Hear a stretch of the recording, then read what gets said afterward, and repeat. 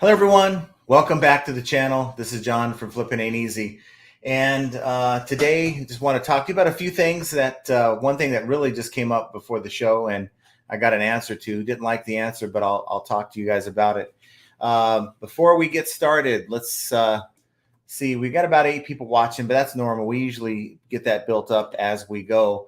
If you're watching the live stream right now as it's going, please comment in the chat. Of course, leave your questions.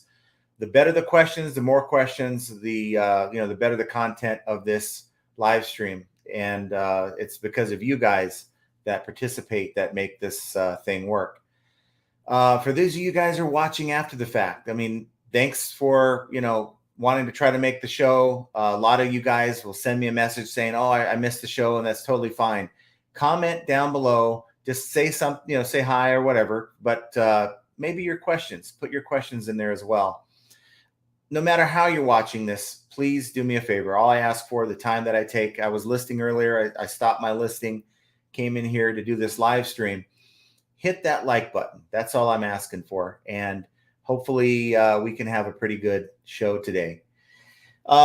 We have Biscuit Butt in the house. We have Biff Boffo. We have No One Design 2, Savage Pickers, and Ping G. So, and Miss I Spy is in the house today. So, what I want to do is talk to you guys about your leaks as a seller. And a lot of times I'll go through and I will read, like you guys know, I go to the forums trying to help other people.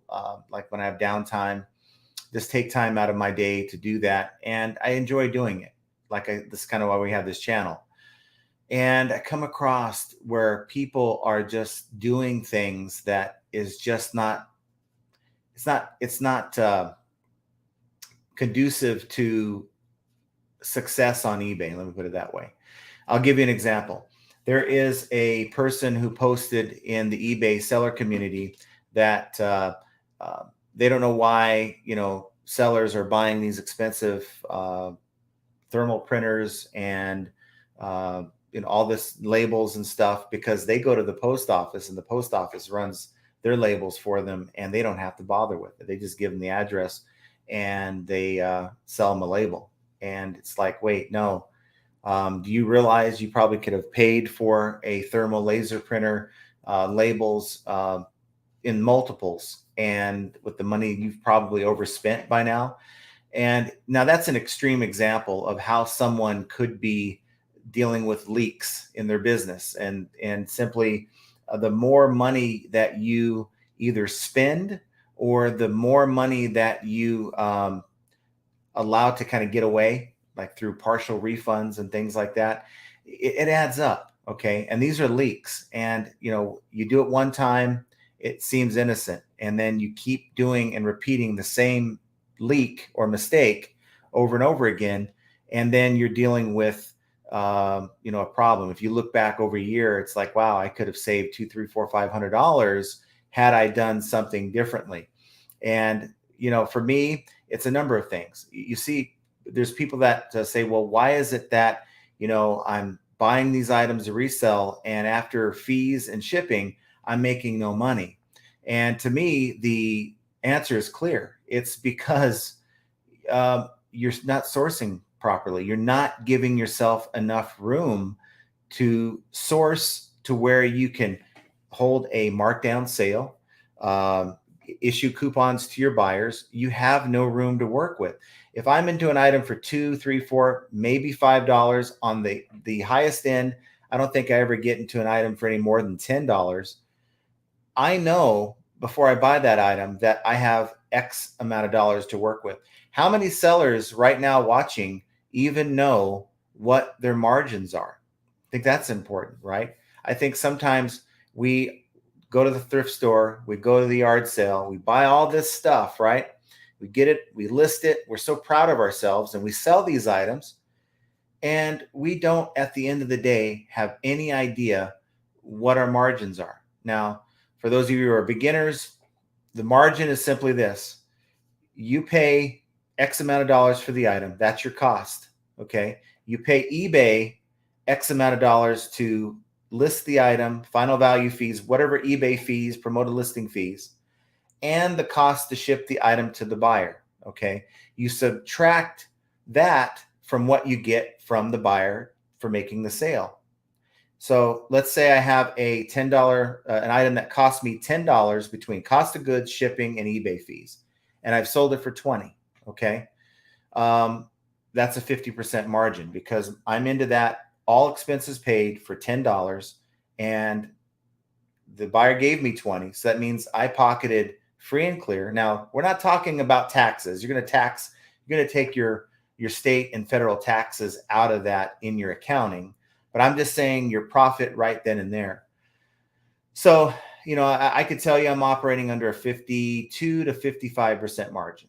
And honestly, at 52, I'm not happy about that. I should be closer to 60. But again, it's about the sourcing. My sourcing, you guys know, hasn't been great. It's okay, but it isn't where I want it to be. Have a bunch of totes out in the garage that were from the last batch of stuff, the last 3 pallets I bought. And, going through it, discovering some pretty good stuff that I just didn't have time to list when I was at the other place. So thankfully, I have that to fall back on. But, there's so many different things you can identify as a leak, when you deal with the customer. And at the first sign of them not being happy, you offer them, it could not even be your fault. It could be a misunderstanding. Maybe they didn't read the listing. And at the first sign, you want to cut bait and say, well, here's $10. I reserve that under certain guidelines. If the buyer can show me what I did wrong or the item arrived damaged and it's still in a usable condition, because if they complain to me that, hey, this thing's shattered, I have no use for it, and they don't want to return it, they want a partial refund, red flags go up. Okay. So you need to use your best judgment. And sometimes we need to improve our judgment so that we can fix these leaks, because it may only seem like a $5 or $10 refund that you're giving that buyer, but you do that every time that situation comes up over a year.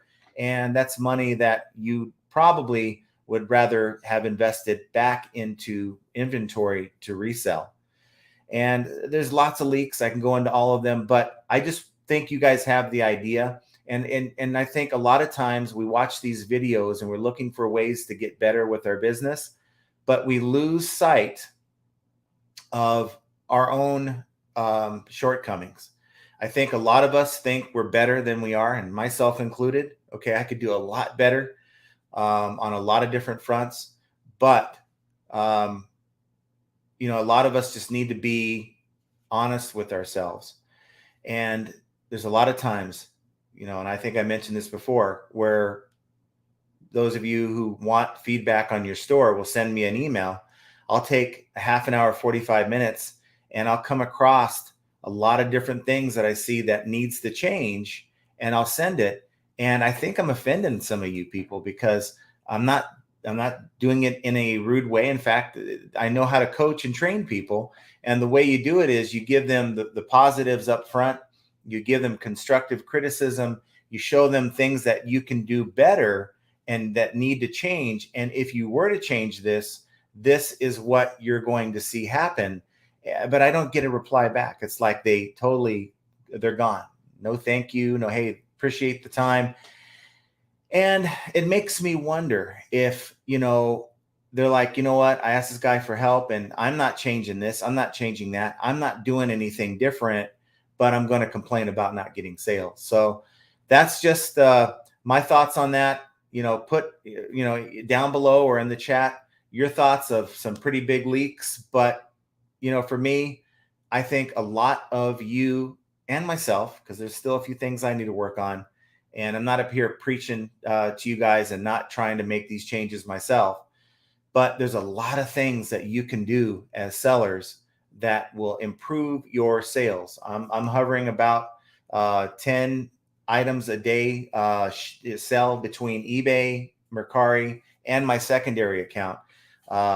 Getting a few sales there on some of the records I've been posting. So the numbers are there sales wise. I just need to build up my average sell price, my ASP, and I will be a happy guy. So let's see. And I want to talk to you about something else here, but let's see what we got here. We got biscuit butt, What's up, FAE fam? We got Biff Boffo. eBay is glitching today. I had 60 orders from last month's reappear as past due. Anyone else getting this glitch? So you've shipped the item and it's coming back stating that it's past due. That seems like a big problem. To me, if it's showing up as past due and maybe it goes away and you're thinking, oh, great, the glitch is gone, is eBay counting those fake past dues against your performance? And that could hurt you and your status. So check into that. I would. No One Design 2 says, what's up, guys? We have Savage Pickers. Hello from Maryland. Let's see. Ping G says, no glitches here, but my sales are way down. And my sales are today, actually Sunday and today weren't very good at all. And, best thing I can do is just get out there and just keep plugging away, keep doing the things that I have to do. I'm sure there's 9 tubs out in my garage full of stuff. And I don't call that a death pile because I'm just need to get to it. I always like to keep a buffer between what I'm listing and when I run out so that I don't ever face a situation where it may take me a solid week and a half to find the ideal lot to source. And I'm left without anything to list. That would be a disaster. We have Miss I Spy in the house, and we have Picky Ricky. Liked it. Thank you for liking the video or the live stream. Savage Pickers, sales have been decent yesterday and today. So, it just depends. It really depends. From one seller to the next, sales are still out there. And, for me, I know why my sales are down. It's because the quality of merch. Remember, we talked about you can have 2 problems with your account. Okay. And that's why you're not getting sales. Either your items suck, and what I've been listing lately prior to getting to these tubs have sucked. And I've done that, and maybe I shouldn't have. When I moved my larger items, my mediums, I would say, your 3 or 4 feet by 3 or 4 feet or larger, I was just putting in my racks in the garage just to get them out of the way. And a lot of them weren't very good items, but I figured either throw them away or list them. So I was spending about a week and a half to list them, to get them listed, to get them in my store, and to create that space that I need for my future inventory. That's past me, and now I'm into the good stuff, and hopefully that will correct itself for me. So you have to know why you're having bad sales. I can tell you why I am, and that's part of the game. Really being honest with yourself and trying to figure that out is going to it's going to help you a lot. We have Leonard 055 in the house. If it flips, it ships is here. Appreciate you. One busy mama to you. Hi, John and everyone. Happy Monday. Yes, Motivation Monday, guys. Of course, when you're not getting sales, that's probably one of the most demoralizing things with eBay, that and getting returns. Like, I felt like this is a good item and you're returning this, or you're maybe making something up. You feel a little bit defeated when you get returns. At least that's the way I feel sometimes. You got to learn to get past it and just keep grinding and moving on, and don't let silly things. And you know what? Dealing with the return, maybe even a high value return, to invest a lot more. And this is something that you guys have seen me do, that I have had to work with. Invest a lot of energy and time and stress over a faulty or a return or something like that. I just had a return. This guy, this is what is called a yak attack. Okay. And apparently it's a fishing device you put on the back of your boat or something, and it lights up and it has a flag. Okay. It has a little flag. And of course, my photos in the listing show the flag attached. And I shipped the thing out to the guy, paid like $70 for it. Leaves me positive feedback. Everything's great. Thanks. 3 weeks later, I get a return request stating that I shipped it without the flag attached, and the clip that holds it on wasn't in the box. But you had no problem with it 3 weeks before. And I guess I would have really been bothered by that. And I didn't. I just went through it. Got the return. Didn't send me the clip. The light wasn't working on the thing. I don't know what happened. Maybe his boat capsized or something, and is trying to get a little money back for me. But guess what? That's a 50% deduction from their return, their refund. And I explained it, made my case, as this is not how I shipped it out. And of course, it's one of those open box, like the customer buys it, sends it back. I wouldn't even think about listing something that wasn't intact. So for this guy to say that I sold it to him that way, and after 3 weeks after leaving a positive feedback, it just doesn't seem right to me. Callie Debs, hi John and everyone. Thanks for hanging out with us today. Biscuit Butt says, John gave me an evaluation of my store, and let's just say my ego got the best of me, but I made a few changes, and bam, 300 the day yesterday. Let me tell you something. He got so PO'd at me. He was not happy with this guy. I got to tell you, he was not happy when I was, he told me, go ahead and look at my store. Let me know, okay, fine.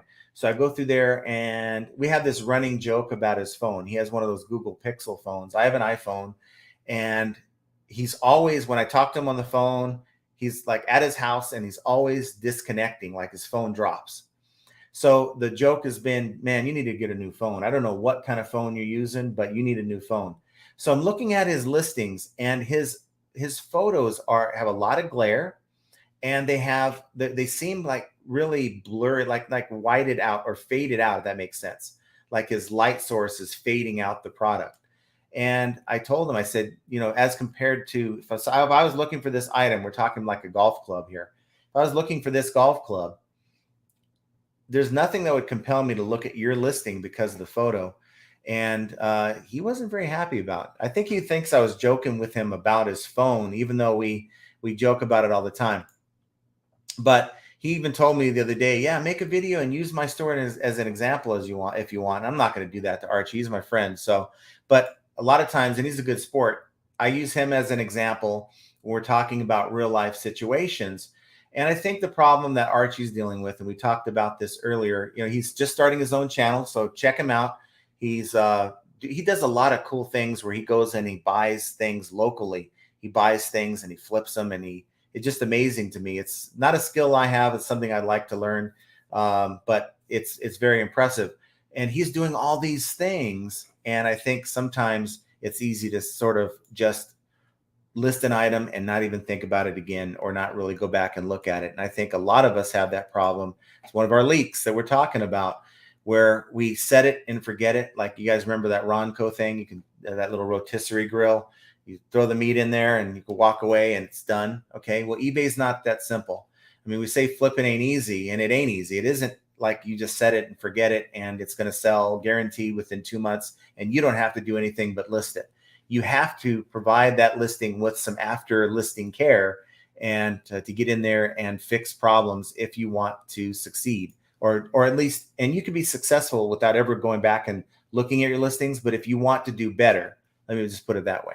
Because a lot of times we deal with stuff that's sitting in our store, and it's been sitting there and it's been sitting there.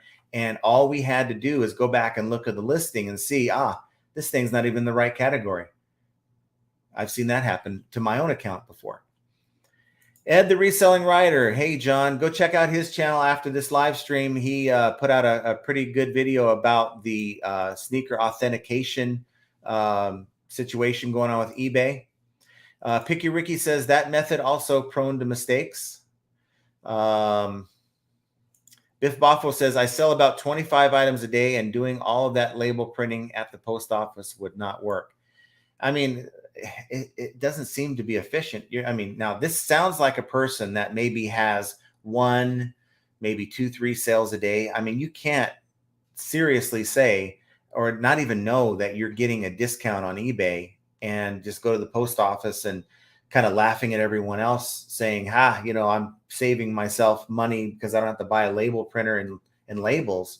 And it's like, you could have already bought one with the money you saved had you known about it. Even go to Pirate Ship. Maybe you have a below average or below standard rating with eBay. Go to Pirate Ship and buy your labels that way. Semper Fi's in the house. Thanks for hanging out with us today. Ed, the Reselling Writer, says, hey, Archie. That's Biscuit Butt, by the way. Chris Starr, I missed the beginning. What was the question? Really not a question. It was just that there's a lot of people who resell on eBay, and I think in our minds, we think we're doing everything right, but there's one, and usually 1 or 2 leaks don't really hurt you. It's just a bad habit kind of thing. Yeah, at the end of the year, you go back, I could have saved $300-400 if you're selling enough stuff. But if you have multiple leaks, it could really be hurting you as a reseller. And that was kind of the discussion on that. Ping G says, right, having the post office print labels only works if you have a very few labels each time. Let's see. Christar, I know my exact margins down to the cent, and that's critical. There's no successful business I know of that, if you ask them, how much money do you make? How do you know that you're sourcing properly? Yeah, you might make a few bucks here and a few bucks there, but then you deal with that seller who'll come out and say, well, how come I lost money on this sale? And for me, it's a matter of, did I make a mistake on the listing? It's never, did I make a mistake in buying this item? Because I do my homework to make sure that if I'm into this for 5, I'm going to be able to flip it for 20. And that gives me room to work with. And if I can't get, a lot of times the small items you see me sell in my store, I'm in for $2. That's my average sale cost. So, if I sell it for 10 to 15, I'm still getting, after the small eBay fees, and, we're talking $3-4 because a lot of those items are small, under a pound. I'm making at least double, actually, well, more than that, like 3-4x my money. So I know where I'm at. And as resellers, we need to do more about knowing where we're at. Now, it's probably as simple as learning Excel, Microsoft Excel, and making a spreadsheet. And what I do as part of my shipping, what I do is I go in, and as I'm running my label, I'll go in and I'll plug all the parameters in my spreadsheet. And it adds a little bit of time to my shipping process, but I don't have to worry about having it all stacked up at the end of the month. And now I've got to spend not minutes, but now hours catching up. Callie Deb says, I definitely know my margins. Excellent. Know and Design too. My margins 3 times at the moment. Ed, the reselling writer, says, I have no clue, but I do know that all my shoes cost $10 a pair. But if you knew that on that $10 a pair investment, you were only making, after all your fees, after eBay takes all the money from you, and they pull that out of your account after the money comes in, and now these shoes I'm paying like $12-13 to ship. How do you know that you're only making $2 or $3 and it's worth your time to keep buying those shoes? That's where a spreadsheet or a accounting software will really come in handy to show you what you're really making. Picky Ricky says, my margins are normally fantastic as I'm a cheapskate. And yeah, but I've seen people go out and buy like really Dollar Tree items and, flip them for like $4, $5, $6. And maybe they're doubling their money, but is it worth the time that they're spending on that? So that's another thing you have to consider as well. Brian Switzer says, I have a monstrous leak. My wife still insists we get supplies at Walmart rather than buy in bulk. I pull my hair out when she comes in dragging $120 worth of packing supplies. Yeah, I hear you on that. And nothing cringes me really more than running out of something. And now I have to go get bubble wrap. Or I had an issue where I ordered bubble wrap and they were literally a week late in getting it to me. And I ran out and I had to go to Office Depot. And I'm looking at what I'm paying for the square feet on the bubble wrap, and it's not even anywhere close, but I had to buy it. So I feel you on that, but you need to, and I think a lot of times it is, we just don't want to spend the money, but we're spending the money as an investment in our business that you need to save the receipts for. And that's going to be figured out against what you made that year when you're doing your taxes, this, that, and the other thing. I'm sure you're aware of it. And it just matter of you just sitting down with your wife and saying, hey, we're going to save X amount of dollars if we do it this way.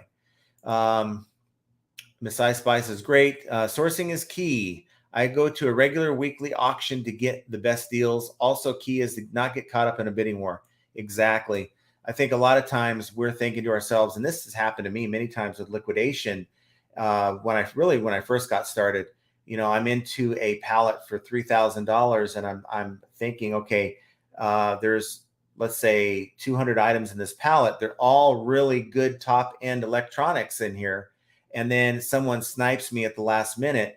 And now I'm trying to think in my mind, how far can I go to make this worth my while? And it's easy to overspend. And then you get the stuff and it's like, wow, I'm not making nearly as much as I would have hoped to make. And that's definitely a leak right there. Chris Wiley. Hi, John. Recently found you and joined your channel. I really enjoy your down-to-earth nature, realistic approach to business, and generally straightforward talk. I appreciate it. Thank you. Thanks, Chris. I appreciate that. I guess I don't know how any other way to be. Like I was talking to Biscuit Butt actually today about this, that my style is kind of laid back and serious, right? But if you guys really knew me, you guys know that behind the scenes, I'm a goofball, but it's in my mind, I don't want to bring that kind of a side of me to this, because there is a lot of seriousness about what we're talking about. If you guys were looking for comedic entertainment, you certainly wouldn't tune into me. There's a lot of people on YouTube that are pretty funny that would give you that kind of entertainment. I think a lot of you are tuning in to, you know what? I know a lot of stuff. Maybe that's your mindset. I've been doing this for quite some time, but maybe there's a nugget that I can pick up from maybe Flippin' Ain't Easy, or maybe somebody in the chat. And I know that's why I do it. I listen to other resellers on YouTube and even participate in some of the live streams that I'm listening to, because I think I can contribute to the conversation and I'm learning at the same time. So awesome, Chris. Thanks for tuning in. I appreciate you. Ed, the reselling writer. Thankfully, most of those sales are over $50, so it's healthy margin even at $10 a pair. Yeah, and then you figure you're probably in for 50% or maybe a little bit more after it's said and done. But it's that data, seeing exactly. It could be motivating, seeing, wow, I didn't think I was making that much off of this $2 item. I thought I was only making $2 to $3 or $4. But when you do the math and say, wow, I'm doing pretty good, I'm doing better than I thought, it's motivating. And I think it's going to tell us a story. Either there's a problem, we really need to address it, or things are going good. And it gives us an idea. Should I buy this again next time I'm at the yard sale? Or maybe should I just leave it alone because I'm not getting maybe 1 times my money, or maybe nothing at all. It's a good idea to have that information at your fingertips, because without it, you're not even sure why you're losing money. You're going to keep buying the same thing over and over again. Picky Ricky says, sold an item this weekend for $80, or actually 80 pounds, that I bought for £2. So you are in the UK. So that's awesome. What time is it there? It must be rather early in the morning, I think, or late at night. Not sure. Christar, sometimes I make 150%, sometimes minus 10. And so with data, if you have information at your fingertips, you'll be able to say, okay, I'm losing a little bit on this item. And it could be 1 of 2 reasons. Either you made a mistake on the listing, maybe you didn't charge enough for shipping, or you bought an item that really isn't ideal to resell at the cost or at the amount you paid for it. Because most items can be, unless we're talking like $1 or $2 resale items, most items have enough value, depending on how much you're into the item for, to make it worth listing. But that buy cost is really where it's at. Biscuit Butt says he loves auctions and definitely can keep margins down doing them. Definitely, if you're buying, like for instance, if you're buying auctions, if you're buying stuff from auctions and it's you can evaluate, I'm getting 100 pieces and I'm buying this auction for $100. So I'm into it for $1 an item, then, you can probably make money on eBay all day long, provided that, the stuff's in good condition. Michael Biddle. Hi, John. Greetings from your friend in St. George, Utah. Your stuff has been selling well. I appreciate the great deal you on your yard sale. And, Michael, there's a lot of stuff that I probably could have put more stuff in there, but these are all things that came out of these pallets, and I just couldn't see myself lugging you saw the big Gaylords that we had at that yard sale full of stuff. I wouldn't have had room. So I had to just put it out there, make a little bit of my money back. In fact, I made enough with the yard sale to probably, I think, pay for 2 of those Gaylords full of more stuff. and have money left over. So I'm glad it worked out for you. And, I'd like to say I'd do it again, but I'm in an HOA gated community, and I don't think that they would appreciate me having a yard sale, giving out the gate code. So that's not happening for me for quite a while. Picky Ricky says, I block any buyer that plays me up in any way. Yeah, that's definitely whenever I know some sellers who block a buyer who returns an item because they don't want to deal with a sketchy person like that who, may just, like this guy sent this thing back to me. He's definitely blocked. That's for sure. Videos for life. Also, you should be selling items with flaws, especially if it's over a certain price point. Because right now I'm listing a book with flaws and I can still make a few dollars in the way it's currently in. Now, there's nothing wrong with flaws. People don't necessarily need brand spanking new. In fact, my theory is with this economy, I think that might be why some of us are having some slow sales right now, because we're creeping up to the end of the month. People's rent, mortgage, other bills are due, and maybe they haven't gotten paid yet, or they're just trying to make it through with the little bit that they have, maybe not as much as they had. Maybe, of course, we know that with inflation, things are more expensive, and that could be definitely what's happening. But on the flip side of that, the positive side of that is, instead of, I'm going to go to Walmart or I'm going to go to the store, let me check on eBay and see if I can get that same item. Yeah, I don't, if it has defects, that's fine, but you're going to save, like in some cases, 50 to 60% off of retail. So certainly, I think that's a benefit. I think that's a positive thing that we have going as resellers. Simplify 1918. I'd rather be offended and know the hard truth. Truth is harsh sometimes. It offends, but is necessary. And it is. And sometimes when I'm asked to do store reviews, I probably should start saying, look, I'll be glad to do it. Just please don't take offense. I'm trying to help you, that type of thing.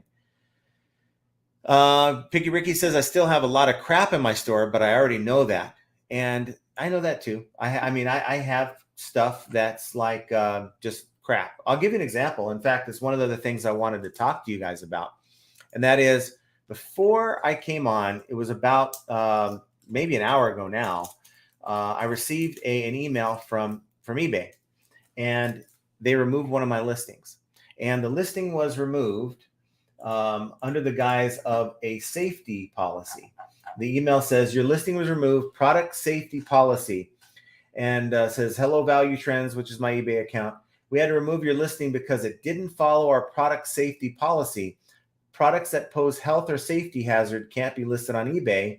And then it goes on to say, my item was recalled, this, that, and the thing, and what the policy was, and gave me a list of items that were not able to be sold. Well, what I sold was, or actually what I was selling, and I've actually sold one of these before. It's a hover soccer ball set of 2. There's 2 of them in the set. Okay. And they're just simply a kid's toy. And I don't know how the thing works. You probably put batteries in it and they kick it around and it probably hovers off the ground. It's like a half ball, half disc. Okay.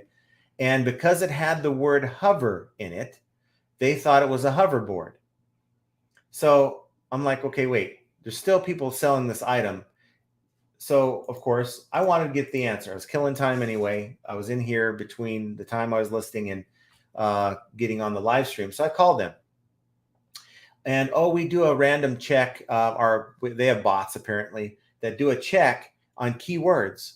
So the word hover, they found my item without even looking at it. They just deleted it. Now, the thing that gets me is 2 things. eBay wants to sit up here and say how serious they are about safety, yet there's 9 other listings for the same item that's currently up on eBay.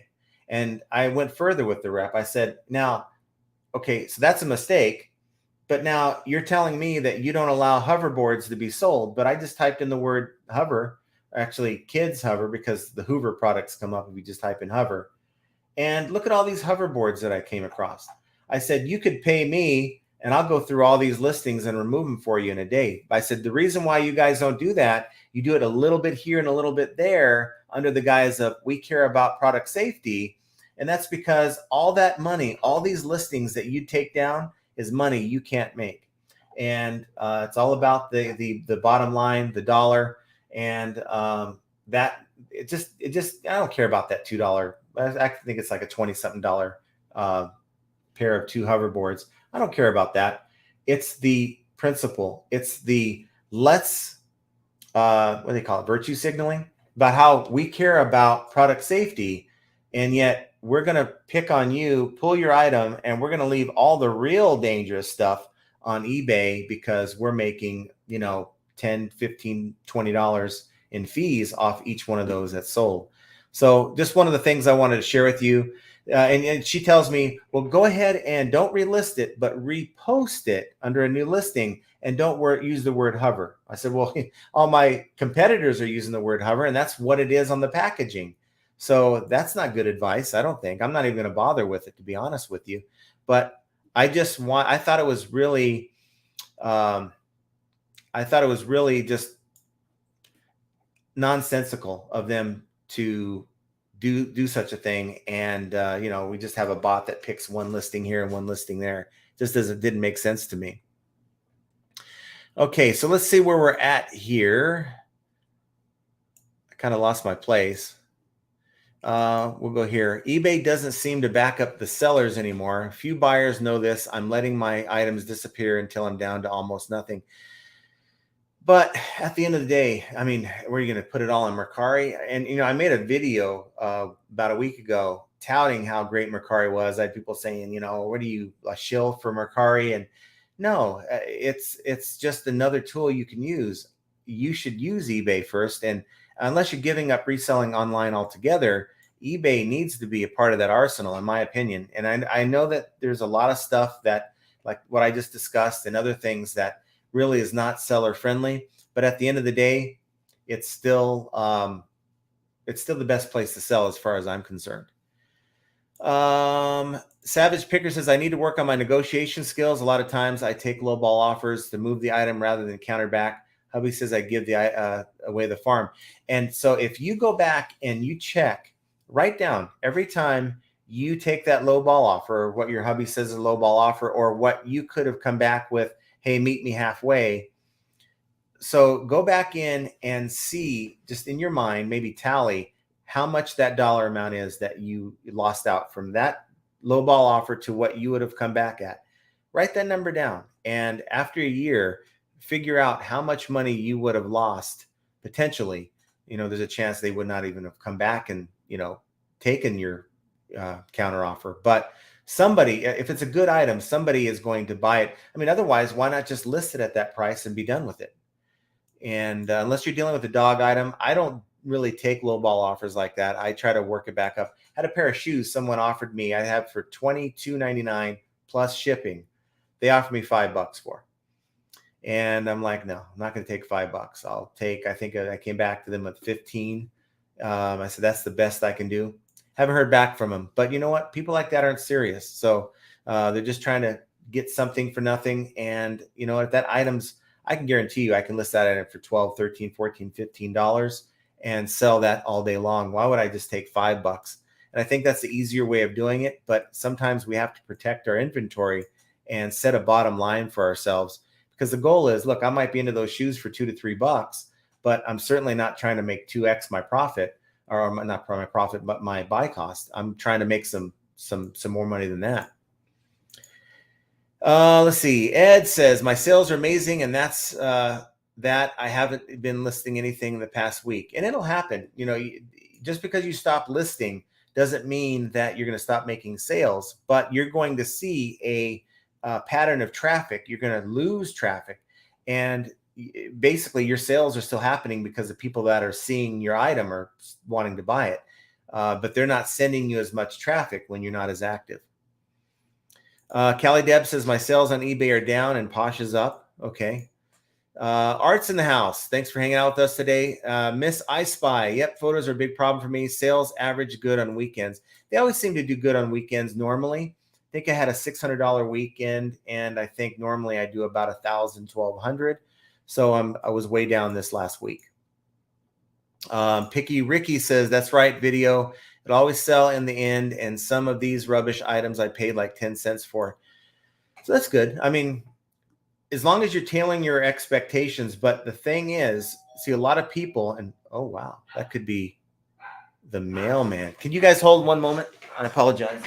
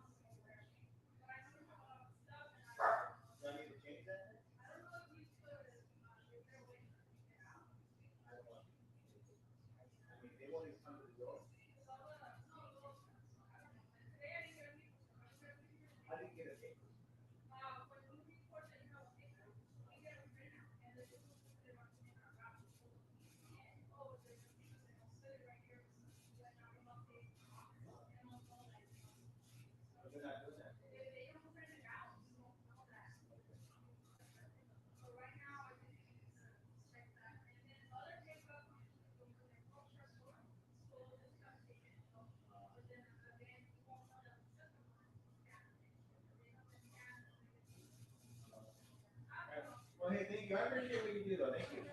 Have a good day.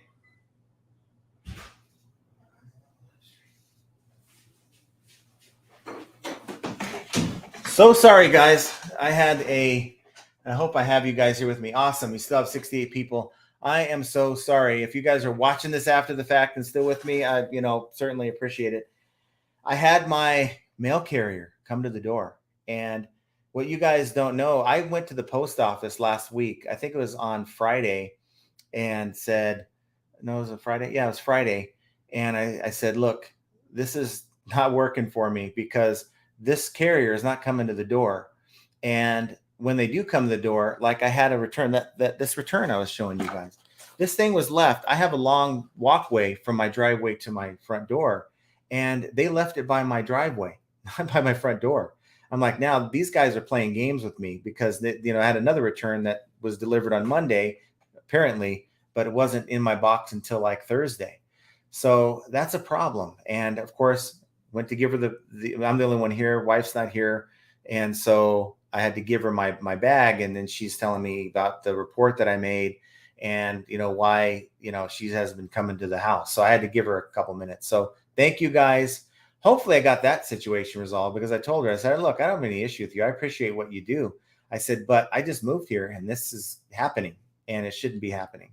So awesome. So thank you guys for being understanding about that delay. I hate like stepping away from the live stream. So you guys see the mess that I have back here, going through a lot of records and stuff. So that's another thing that I've been doing.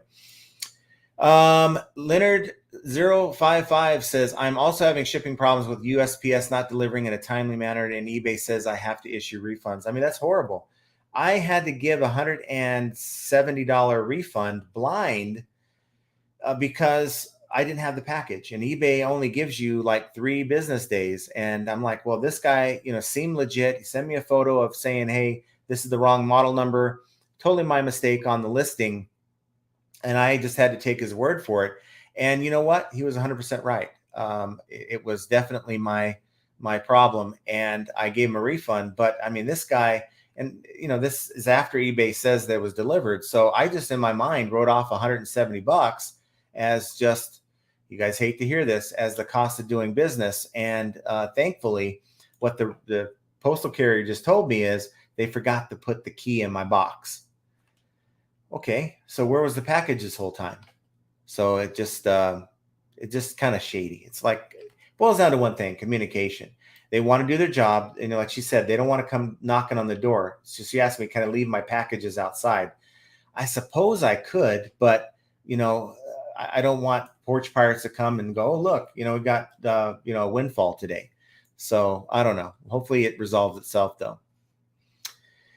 Videos for Life says, same here. I get items really cheap, so I'm not worried about selling for cheaper if I have to move it. And that's a great thing about it. That's what allows me to list my items on Mercari. I'm only making on some items maybe 1 to 2 times my item, but those are items I give, like I said, eBay 30 full days, 1 month to sell my item. Okay. And then I'll relist it or sell similar, not relist, but sell similar and fix whatever I have to fix, but also post it on to Mercari. And, you know, at that point, it's not like huge demand item that, you know, if I sell it on Mercari, I risk having it sell on eBay. That has maybe happened one time and it's just fluky.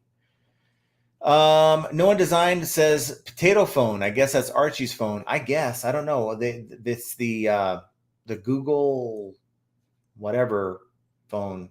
So you'd think that they had good technology, but hey, I don't know. Who do I know? I just know my iPhone. It works great and I'm happy with it. Allison says, sounds good in a perfect world. I'm new to reselling on the eBay forum. I've only 2 sales since beginning on eBay. Sold on Poshmark for the past couple of years and have been successful. Awesome.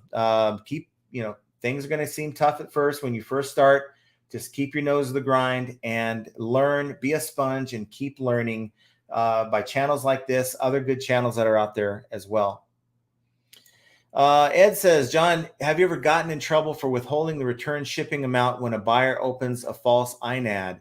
I know Joe says he does it, but eBay says we can't do that. Confusing answers. Well, there's a lot of things that us sellers can do that eBay doesn't like. Okay. And for me, it is, you know what, until you do something about it, I'm going to keep doing it. Now, Joe, the crazy New York driver, his philosophy is it's a false INAD. Okay. So not only are they not getting the original shipping back, but and also instead of contacting eBay to beg them for a $6 label, or credit for a return label, which is ridiculous if you're spending $20, $30 on return shipping, he's deducting that from the refund.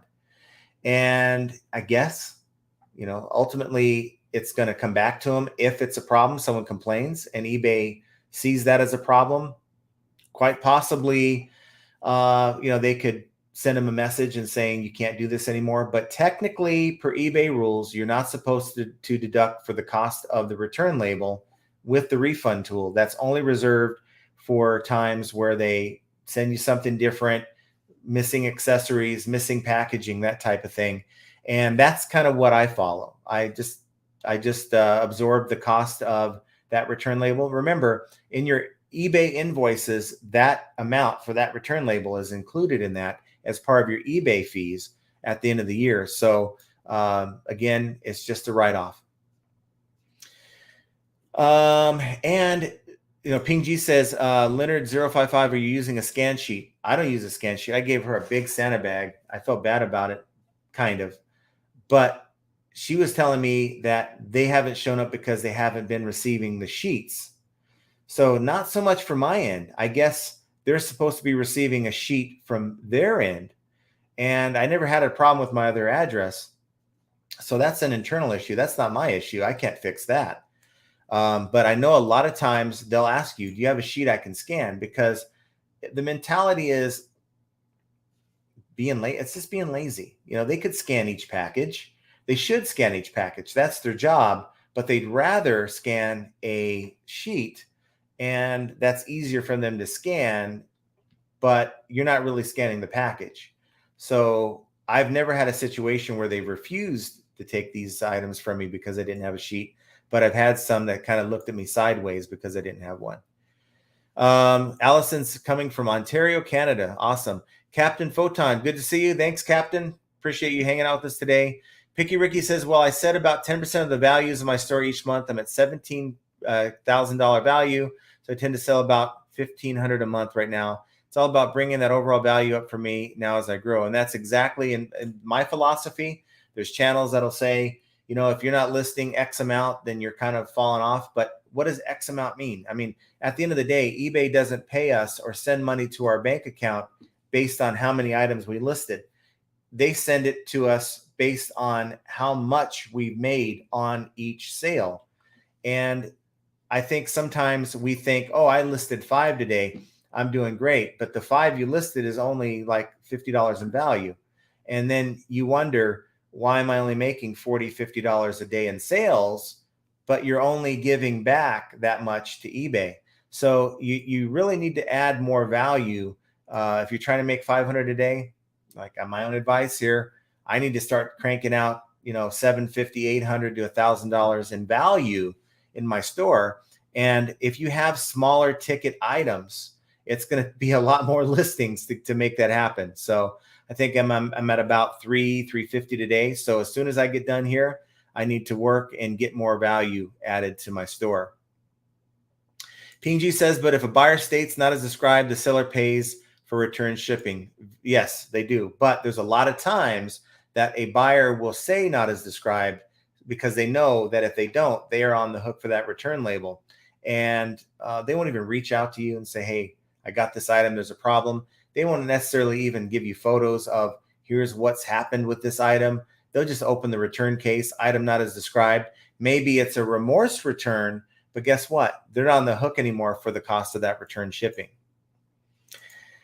How do we find your friend Archie's channel? Well, he's doing shorts right now, says short content. So you're not get a whole lot just yet, but you can look it up under his name, Biscuit Butt, 2 T's. And that is how you'd find him.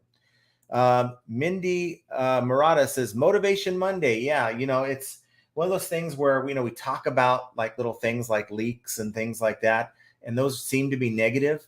But if we take a moment to really reflect and to learn from what we're doing, maybe a light bulb will go off and go, you know what?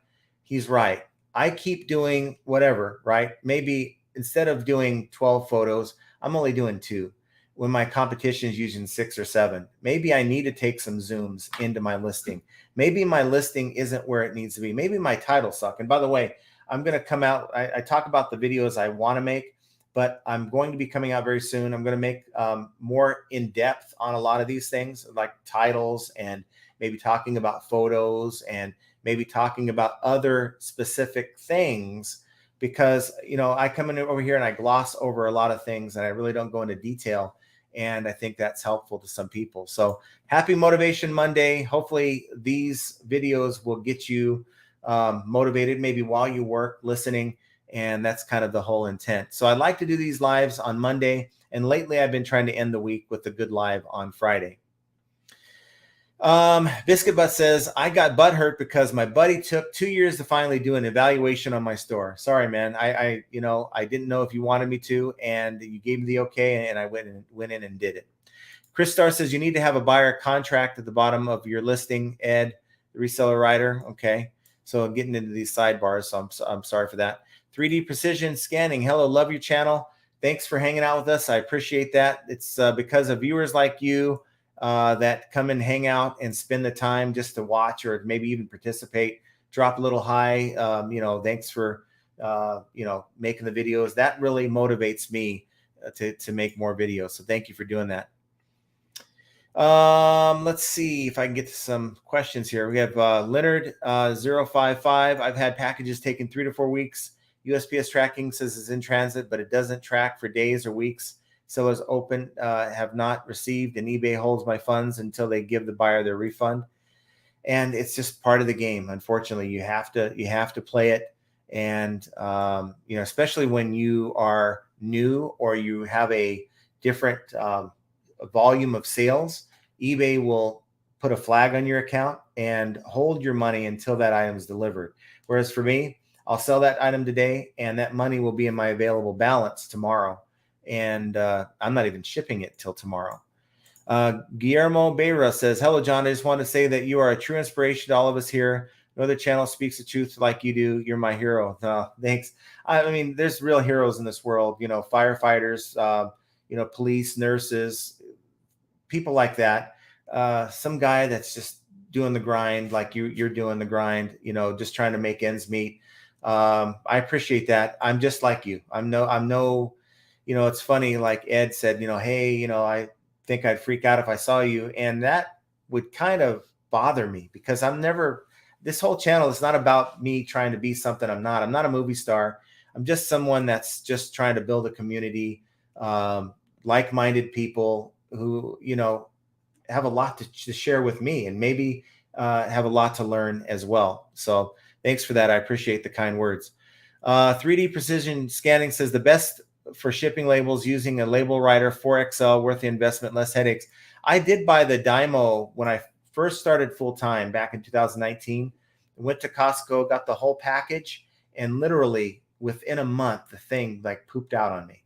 And I'm like, wow, really? So I took it back, was reading all this stuff about Rollos, and I still have the same Rollo printer. I sold a Rollo about a month ago because we only need one. This thing's been so, and I'm not doing a video for our sponsorship for Rollo, but I'm just telling you what I like and what works for me. This Rollo thing has been just it's been a champ. I've never had any issues, and having a second one, I didn't even need to see the purpose of having one. If something ever happens, I'll buy another one. But this thing's going on 2.5 years strong, and it's not showing any signs of pooping out. Biscuit Butt says my sell-through rate is good, but I only have 130 items. I suck at getting motivated to list, and that's a leak. You buy a lot of stuff, and this is not just you, Archie. It's just the way people are. The thrill of buying the thrill of the hunt, right? Buying that next cool item or finding that item for $2 that can sell for 50, but now I got to take it home and do the dirty work, and that is demotivating for some people, and that is a huge leak. Okay, the fact that you have a pile of stuff that you just won't sell or won't list. We talk about how, oh, this is awesome. Look at all these awesome things that I get, but unless you're opening a museum, it doesn't mean anything. You got to get them up. And that's been my biggest thing. I'm always on your biscuit butt about it. And I think you gotta take the time to do that. Know and Design 2, know your numbers, guys. If you truly want to make reselling business, you got to know the numbers, and that takes work. See, the thing is, people think that eBay is just one of these things where I can wake up in the morning, get up, and if I feel like it, I'll list some items, and my day is set. Oh yeah, I got to ship these 2 items out, but other than that, I can just relax, right? I'm semi-retired now, and I'm going to rake in the big bucks. But there's a lot of work involved into doing it right, and unless you don't care about doing it right, maybe you are retired and maybe, you know what, I don't care, I'm just selling a few items in my store for supplemental income, then that's fine. If you're happy, and no matter what I say on this channel, if you're happy with your performance, don't change anything. But if you're looking for things to fix, to make different, you're constantly changing and refining the way you do your work because you want to do better, you want better results, then you need to start putting in the extra work. For the Love of Money says, I buy bulk, no time to break it down. Each sale, I know I'm making money on it. But again, if you're happy with it, you're doing what you want to do. I don't want to add this extra task, and tomorrow I'm still going to sell the same number of items and I'm just good with it. Then keep doing what you're doing. For me, my advice, 90% of my advice is to supplement or improve upon what you're already doing. Brian Leda, hey, John, how you doing, Brian? I appreciate you hanging out with us today. Leonard says, I always recycle or buy paper bags at Aldi for 5 cents each and make my own envelopes and old boxes cut from fragile items. There you go. You find ways. Because if I'm not spending, like, these boxes can be expensive. You go and buy boxes, it's like $2 to $3 a box sometimes, or even more if you're going to like Walmart. If you can find creative ways, but you need to make sure that it comes off as being professional. Because if it looks wonky, your customer, that customer is going to have a first impression of you that's not too good. And if you sell like in a collectible category, I think it's more important for customer retention when you're dealing with collectibles or in a niche, right? Like clothing niche or collectibles or something like that, because you want that first purchase to become a second, third, fourth, and so on, with that buyer. And if you're just sending them scraps, then they're going to be less inclined to shop with you again. Let's see. Ping G says, check out Smart and Final and see if the bulk paper bags might be cheaper. Leonard says, I found a guy at a garage sale that sold me 75 rolls of bubble wrap, 2 feet by 125 for $50. There you go. And I know that Biscuit Butt has found some stuff like that too. So yeah, check your local offer up and yard sales. You'll be surprised what you get. Jay Manchester, great content. I only recently found your channel and I'm impressed with your business model and can relate more than others I watch. Try to focus on ability to charge 10x completely. So I try to focus on a 10x plan. I feel it leaves room for negotiations, leaving enough margin for profit. Right. And what's the worst thing that's going to happen? You're going to have something that maybe at, let's say 10x, you have it up for a month, you're going to mark it down, right? And you're going to find, and I think sometimes it's another leak. We miss on sales because our items are priced too high. And we want X for the item. And I know maybe you're doing this because you know you have room and you can bring it down. But if we had priced it per what the market wants based on our research, then it would be out of our hands quicker and we're making more sales. So I got something in my eye for some reason. I don't know what's going on. Okay. Biff Boffo says, I love numbers and graphs. For me, calculating margins is one of the fun parts of eBay. For the year, whatever I've spent on goods, supplies, and shipping will come back double after fees. And yeah, I think it's an eye opener for a lot too. You know, it's like, wow, it's the validation that, you know, a lot of people don't take resellers seriously.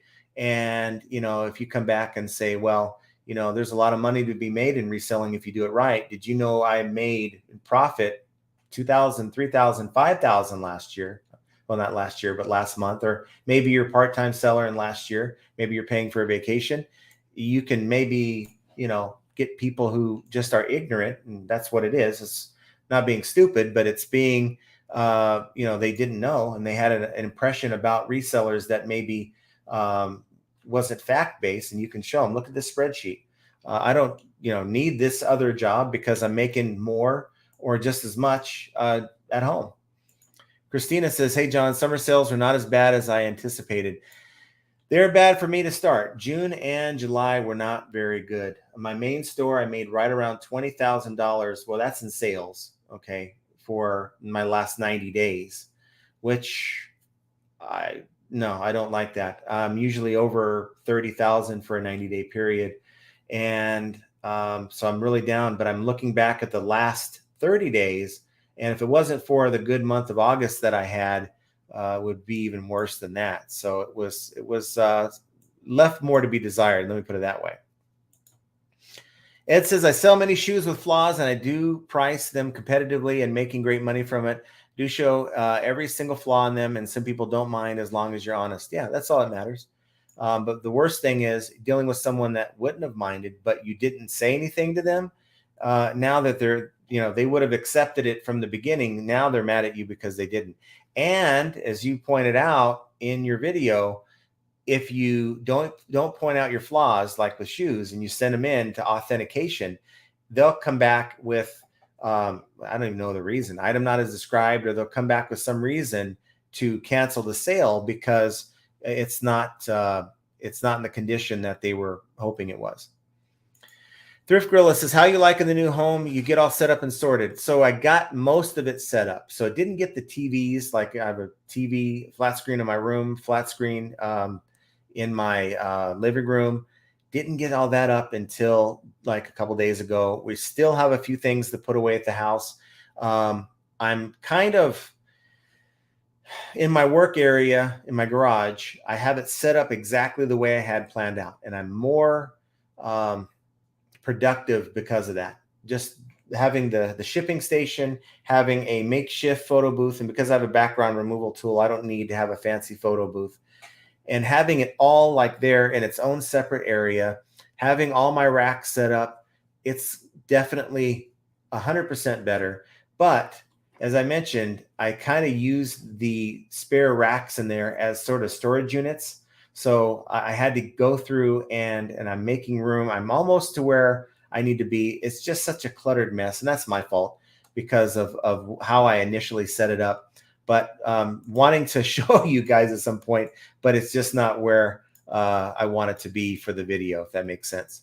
One busy mama says, my sales are down. I didn't list as much for a few days, felt burned out. Back now trying to get to reevaluate items. I spend way too much time listing my items, worried about being perfect. And you don't have to be perfect. I think that's I'm kind of that way too. It's like they call it OCD, that type of thing where, oh, I missed this detail. I missed that detail.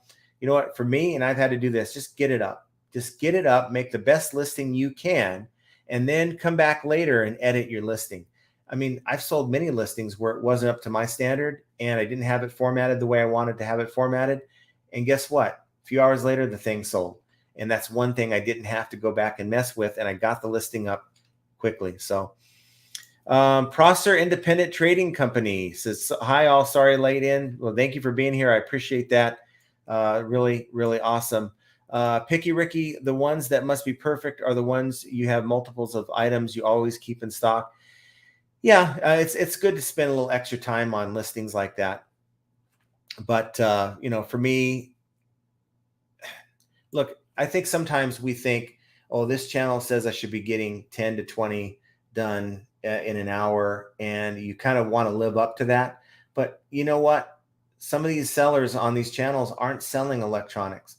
They're not selling these items that you have to inspect and to test and to charge and to evaluate, and in some cases to clean before you can sell them. It's easier to sell a t-shirt or a pair of socks. I just listed a bra with tags. That thing was easy. You know, I took 3 pictures, used a background removal tool, found the item specifics, went through it. Boom, it was listed. Did it all on my phone.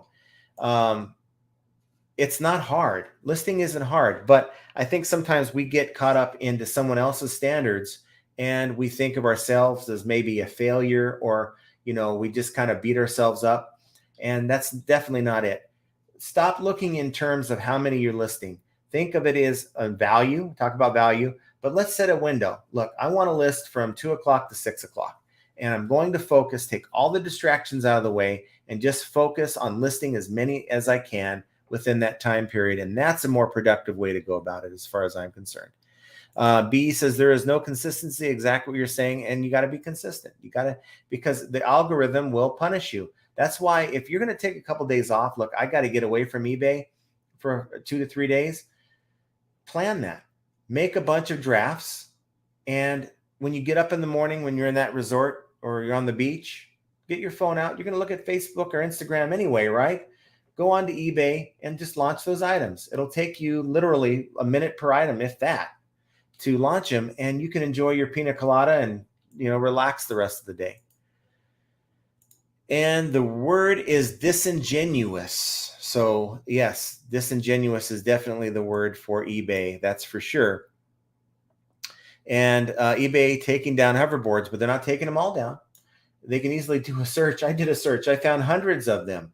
So you're telling me, and not you, but eBay's telling me that they need a bot to identify a few random listings, also at the same time leaving the same listings up in the name of safety. Doesn't seem correct to me, because if someone's trying to get that item that's been recalled, so mine's gone, they can go to the next guy and get the same thing, and that's doing nothing for public safety.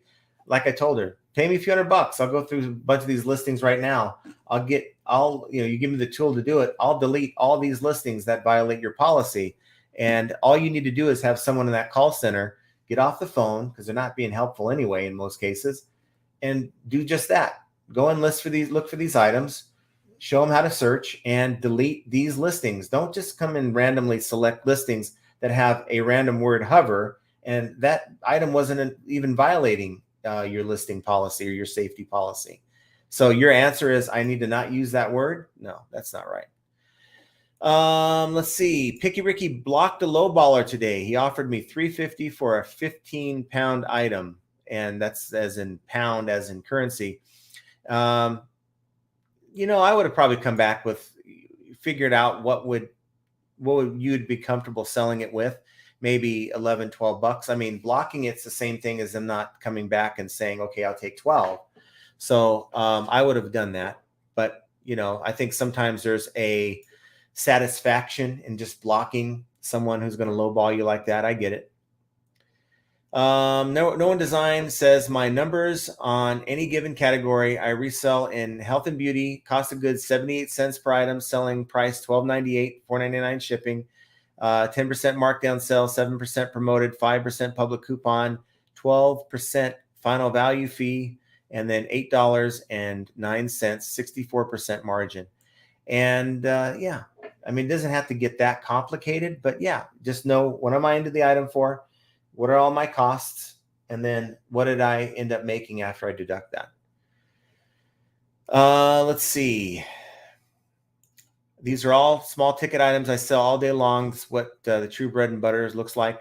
But you know, the problem with that is it's just the more listings you create, you build a bigger store and all that.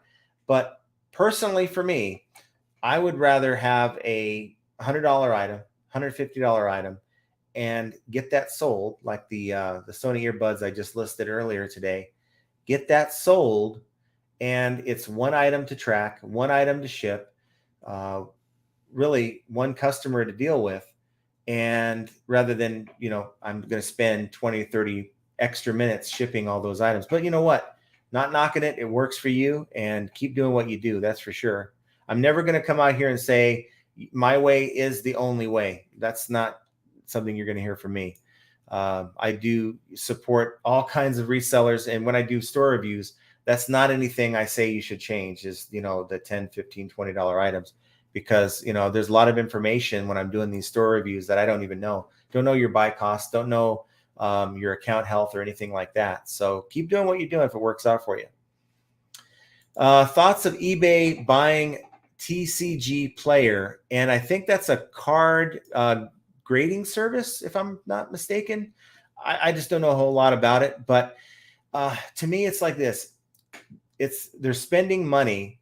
Okay. It's capital that could be better spent fulfilling the promises that they promised us. Instant payment on best offer. Let's start there. Forget about the whole instant payment on auctions. I don't think that's ever going to happen. But fix the site. Get these glitches out of here. Identify what's causing problems, what the pain point is for your sellers. Spend the money, and instead of saying, look, we're going to have a rah-rah in September for all of our awesome sellers, let's have a sit down and let's really fix what the problems are. Because if your system is causing me to be less productive, theoretically, you're not going to make as much as a platform because I'm spending my time navigating through your website. Biff says, I'm on a 3-month winning streak. My sales have been better each month since May, which has admittedly been pretty awful. So that's all you can ask for. You want to be on the way up, especially with Q4 coming. Historically, your sales are going to drop a little bit when summer's approaching. But now that we're getting out of summer, let's keep moving up. And then while I was gone, you guys want to replace my H key on my keyboard with my H or with my K. So yeah, I'm sorry about that delay, and I'm way behind you guys. So I need to try to catch up here. Malgorzata Blanco, they really has a mess with removing the listings. They suspended my store for authentic Coach wallets. What they told me, that Coach was asking eBay to do it. And you know what? There's a lot of brands that'll say, I think this item is inauthentic and I want you to remove it. And eBay will, because they don't want to lose that relationship with that large company. So I don't care how much you prove otherwise, you can come out with invoices directly from them, and they've made their decision. Let's see. Ed says, John, for the next day eBay checks in or during eBay open, we should ask eBay if they can put a notice before a listing goes live that this listing is a Vero. I think Amazon does that. They've done that where warning this could be a Vero violation. Maybe it's not Amazon. It's another one of the sites. But yeah, they could. It costs money, right? And they'd rather spend it on TCG Player than they would fixing the glitches on their site. And this channel is not about 24/7 knocking eBay, because they do things well. I made a video about how great of a job they did with, in my opinion, managed payments. But things like this, just examples of what eBay should do better. Beto's Kicks, not sure if people are aware under PayPal's new policy, any reseller of sneakers are not covered under their policy. It's happened to me and thousands of other people that got scammed from Zeta Kicks. I guess that's a a buyer. But eBay won't cover you. And I'm assuming that's on shoes that are bought through PayPal as a form of payment. So find out, eBay is so proud and they're touting this whole authentication process. They have to find ways and fix things that are causing problems for the sellers who are doing everything within their power to follow the process. And they find someone who wants to exploit a policy like this, and they got to fix it. They have to get in there and fix to me, that's a glitch. Whenever you have a loophole that someone's exploiting, it's a glitch in the system, not necessarily an eBay software, and they should get in there and do something about it, or at least offer seller protection for when that happens. Dom says, my store is very small now. I wouldn't mind if I had zero buy it nows. Auctions do well in the trading card world. Sure, they will. In fact, I did buy some sports cards today. I was on Cincinnati Pickers Whatnot today. Want to show him a little support. By the way, Cincinnati Picker, we're talking and arranging him being in with us on the live stream as a sort of a co-host for an hour on the 9th of September. So be sure to drop in there. But, I wanted to show some support to what he was doing today. And I'm not an avid collector of baseball cards. I'm a big sports fan, but I have collected baseball cards in the past. I still have some baseball cards. I think I might have spent like 40 or 50 bucks, but I like buying, things like that are kind of cool, some autograph cards and stuff like that. So pretty exciting for that. Laura Gillette, the last 3 days I've been listing 20 teacups and saucers on eBay.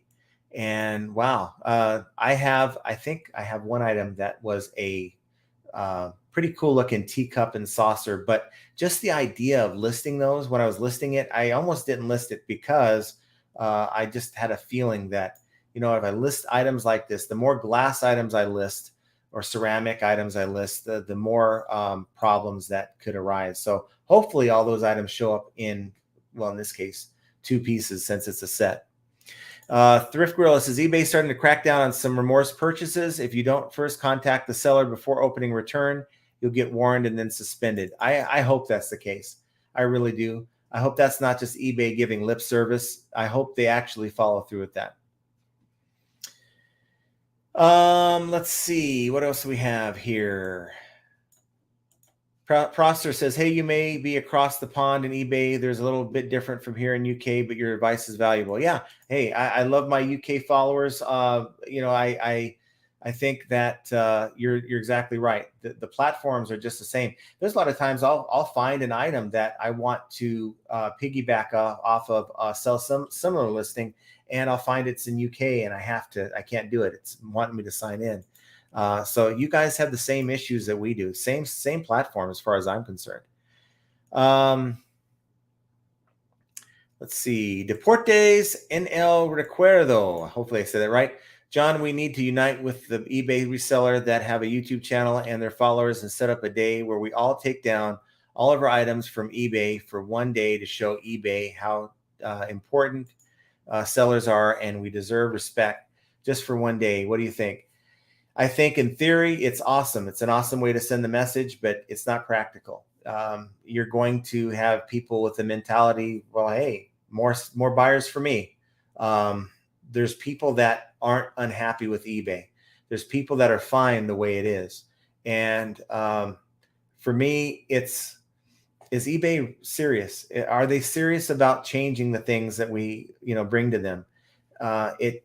It sounds to me when they're all smiley faced and, having these, little seller get-togethers that they have, that sounds to me like they are serious, but then their actions don't back up their words. So I just don't know anything like that would really work, because like if it's my channel, they won't even notice it.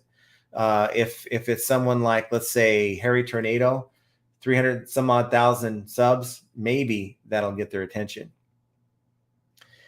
Chris says, what are you using to clear out the backgrounds on your pictures? I use Photo Room. It's an app on, I think, iPhone and on Android. Not sure of those other Google phones or anything like that. But they do allow you to remove so many backgrounds, I think, for free.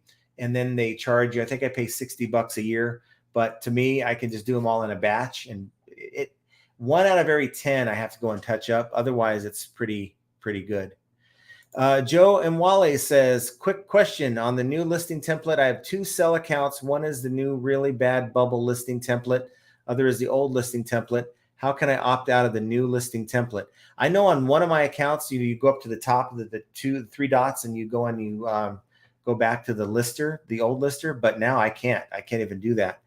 Now, if you're talking about templates, the ones you create within the lister itself, you should be able to customize that a little bit. The thing that annoys me is when you're in the lister and your description, your item description area, you want to go in and let's say I want to do bullets and have like a larger, font and stuff like that. It asks me, am I sure that I want to do that? Like, I don't know what I'm doing. And it just slows you down. I don't know if anyone else is experiencing that, but I think the new lister, they mean well, but it slows me down. Let's see. Brian Switzer says, I sell a lot of books and every book has flaws. I describe them all and include photos. My ratings all include the phrase item was exactly as described. And in 9 months, I've never had a return. So that's pretty awesome. I'm selling records, learning the records. You guys know that. Have about maybe 30 or 40 up right now on my other store. And I've taken bits and pieces from what other record sellers are. And there's one that I just love. It's like, here is my visual inspection process. These aren't tested on a record player. Okay. We will give you our honest assessment looking at them. But if there's an issue with them, it is what it is. We're selling you these at a discounted price. Of course, I didn't quite take all that, but I liked the system that they put out, the visual system, and I included that in my listings. And I think sometimes if you set expectations with the buyer that, look, this is what I'm doing, or I'm not going to play the eBay swap out game, and I think a lot of times we put that in our descriptions when we probably shouldn't. But if we communicate that in some way with our potential buyers, it does go a long way with some people. Videos for life. I never block buyers because, say, if the buyer is blocked from all the other sellers that sell it, or a few items that the buyer can see, I have a better chance at a sale. But you also have better chance of whatever that buyer did to upset you in the first place of happening again. And I just don't want that potential return, potential chargeback, potential, you can't make everyone happy. There's a lot of people out there, a good number of people that make a very small percentage of our population that will never be satisfied and will constantly look for things to complain about.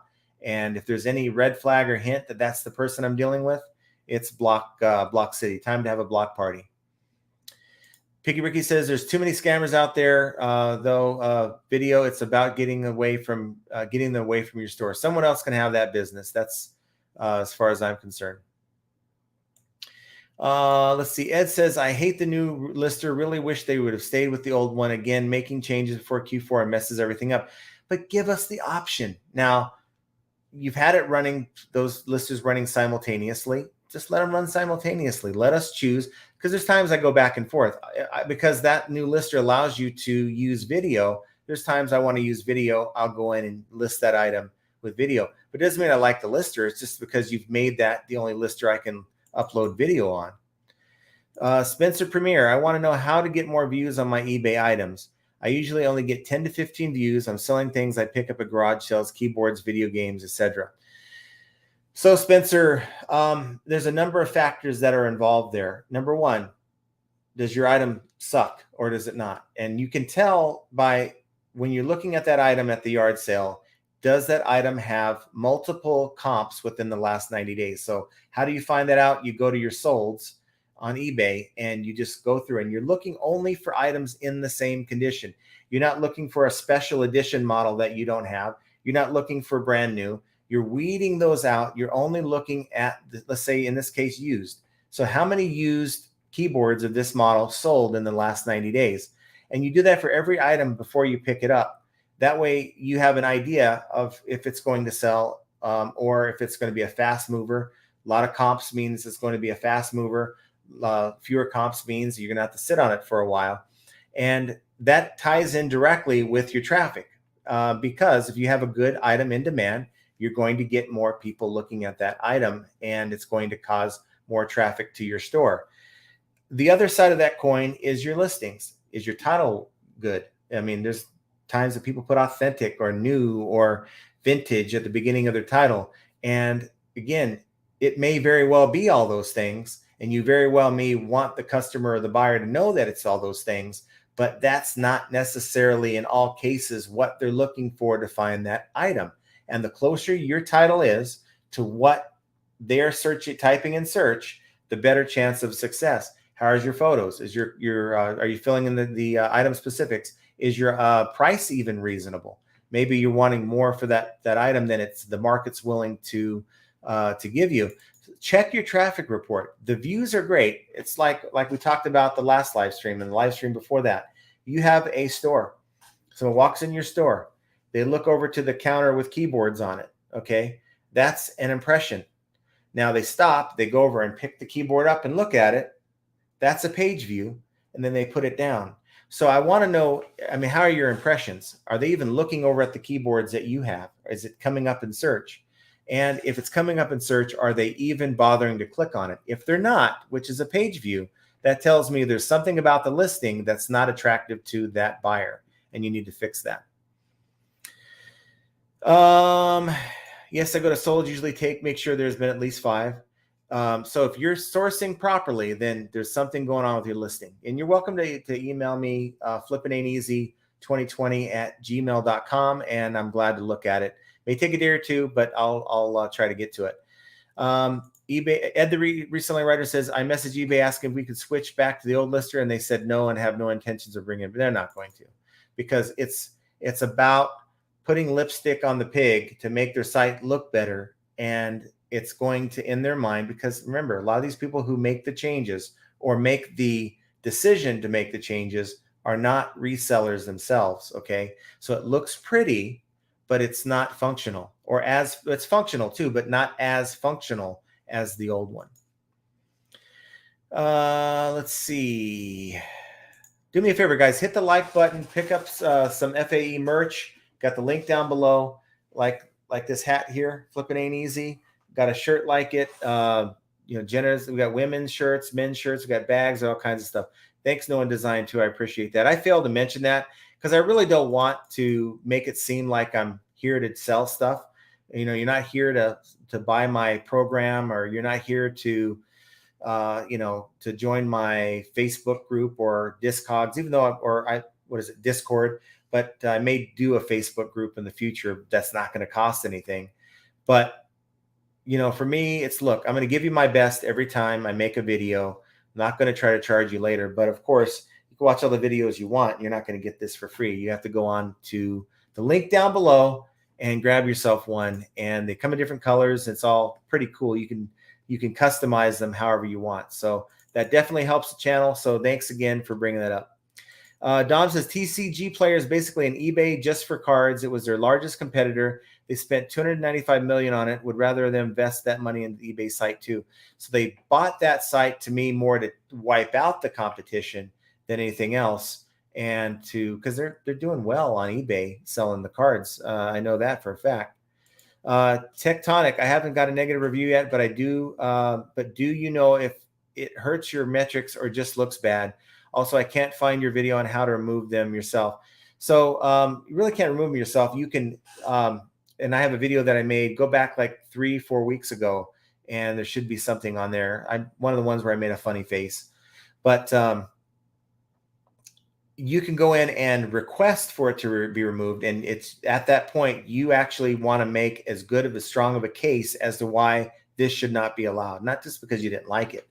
Now, as far as that question, how does it affect your account?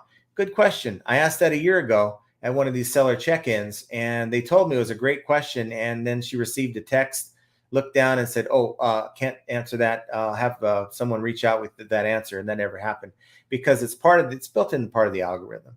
I think that within the first 24 to 48 hours of getting a negative I think also even a return. I think it has a very small impact. Now, we're talking about impact on traffic. You could get 1,000 sales after that, but I'm not talking about sales. It's about the number of people or number of times your item appears in front of someone's face. And I really think that every negative thing that happens with your account is in a very small way affecting your account. Now, it's not going to shut you down by getting a negative. I'm not. I definitely know that there's a lot of good accounts, or actually, there's a lot of good stores that make a lot of sales that get a lot of negatives. If you have a good item, if you have a good listing, that's going to overcome everything.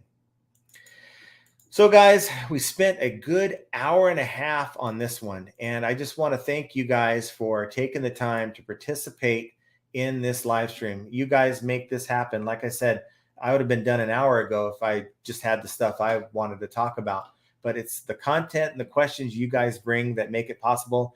Again, want to apologize for totally leaving you guys hang for a few minutes with just dead air and no video. I felt like it was my one chance. I got that unicorn mail carrier that, she pops up at my door. It's probably a good chance to clear the air and get her to get back on track, so I'm not constantly dealing with this post office. So I apologize for that. We're talking about leaks. We're talking about things you can do. And, most resellers have a leak and it's not hurting them, so they're not addressing it. Okay. But if you're dealing with slow sales and you're trying to find ways to get your sales up, get your listings up, or actually your impressions up, because you can't have a lot of sales unless you fix your traffic problem, it's probably due to one or more leaks. And yet this is just another example of how flipping ain't easy. And I want you guys to have a great start to your week, and you will hear from me very